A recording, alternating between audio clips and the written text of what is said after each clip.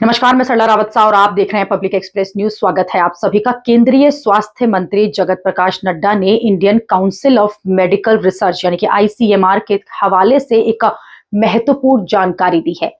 साल 2020 और 21 में जहां कोविड का कहर रहा, वहीं पिछले कुछ सालों में कोविड के आफ्टर इफेक्ट्स चर्चा में रहे। यंग लोगों की अचानक मृत्यु से कोविड के दौरान दी गई वैक्सीन पर सवाल उठे। अब इन्हीं से जुड़े मुद्दे पर सरकार के मंत्रियों ने अपनी बात पार्लियामेंट के सेशन में रखी।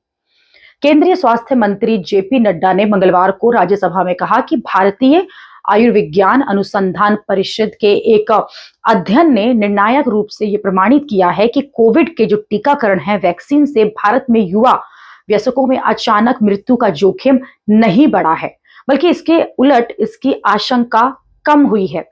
उन्होंने एक सवाल के लिखित जवाब में उच्च सदन को ये जानकारी दी। उन्होंने कहा कि कोविड-19 के कारण पूर्व में अस्पताल में भर्ती होना, इसी के साथ साथ आकस्मिक मृत्यु, पारिवारिक इतिहास और कुछ जीवन शैली संबंधी व्यवहारों के कारण अचानक मृत्यु की आशंका बढ़ जाती है। नड्डा ने कहा कि आईसीएमआर ने बताया है कि पिछले वर्ष मई अगस्त के दौरान 19 राज्यों और केंद्र शासित प्रदेशों के 47 अस्पतालों में एक अध्ययन किया गया इसी को लेकर।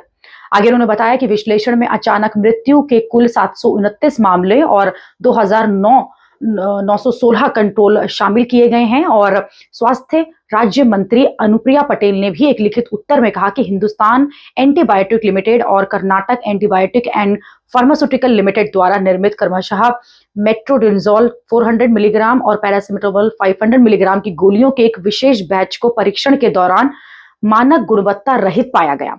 पटेल ने कहा कि औषधि विभाग से जो जानकारी मिली है उसके अनुसार हिंदुस्तान एंटीबायोटिक लिमिटेड और Karnataka antibiotic and pharmaceutical limited दोनों ने ही मानक गुणवत्ता रहित स्टॉक वापस ले लिया और उसकी जगह पर नया स्टॉक भेज दिया है। इंडिया टुडे की रिपोर्ट के अनुसार उन्होंने कहा कि आईसीएमआर की स्टडी से यह पता चला है कि कोरोना वैक्सीन से अचानक होने वाली मौतों की संभावना कम होती है।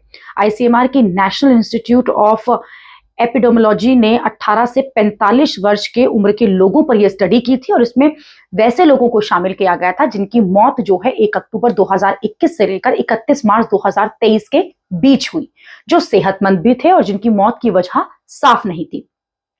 इस रिसर्च के लिए 19 राज्यों और केंद्र शासित प्रदेशों के 47 अस्पतालों से सैंपल लिए गए थे। 729 सैंपल ऐसे लोगों के थे जिनकी मृत्यु अचानक हुई थी और वही 2916 सैंपल ऐसे लोगों के थे जिन्हें हार्ट अटैक के बाद बचा लिया गया था।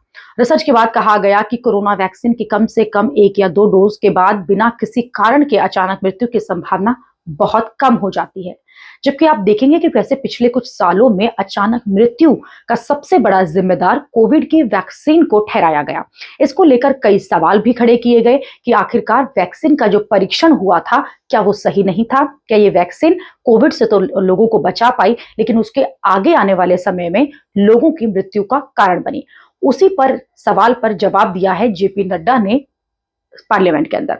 अभी के लिए इतना ही। अगली खबर में आपसे फिर होगी मुलाकात। देश और दुनिया की खबरों के लिए आप देखते रहिए, आप जुड़े रहिए पब्लिक एक्सप्रेस न्यूज के साथ। धन्यवाद।